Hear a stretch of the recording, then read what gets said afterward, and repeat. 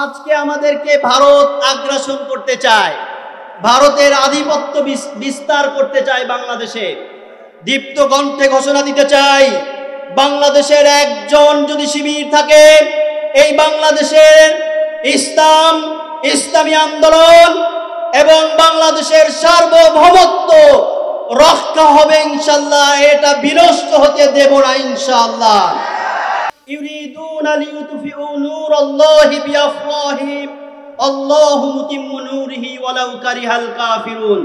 সুতরাং ইসলামকে নিয়ে যাদের জ্বালা পোড়া, যারা কাফেররা অপছন্দ করুক না কেন, ইসলামী আন্দোলনকে বাংলাদেশ থেকে নিভিয়ে দেওয়া যাবে না। সংগ্রামী সুধী ভাইরা, আজকে কথা উঠেছে ছাত্র রাজনীতি নিয়ে। আমরাও শিবিরও চাই ছাত্র রাজনীতি নিষিদ্ধ হোক, এটা চাই না। ছাত্র রাজনীতি সংস্কার হোক, লেজর ভিত্তিক ছাত্র রাজনীতি নিষিদ্ধ হোক। আমরা ছাত্র শিবির শুধুমাত্র রাজনৈতিক সংগঠন নয়, ইসলামী ছাত্র শিবির হচ্ছে স্বতন্ত্র একটা শিক্ষা প্রতিষ্ঠানের নাম।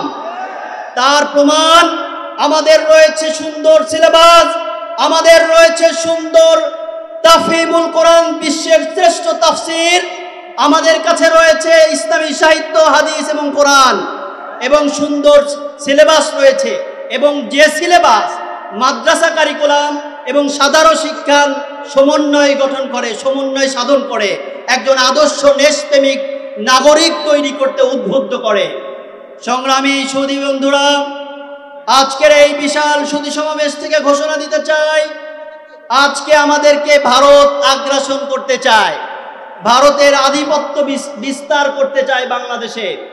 দীপ্ত কণ্ঠে ঘোষণা দিতে চাই, বাংলাদেশের একজন যদি শিবির থাকে, এই বাংলাদেশের ইসলামী আন্দোলন এবং বাংলাদেশের সার্বভৌমত্ব রক্ষা হবে ইনশাআল্লাহ। এটা বিনষ্ট হতে দেব না ইনশাআল্লাহ।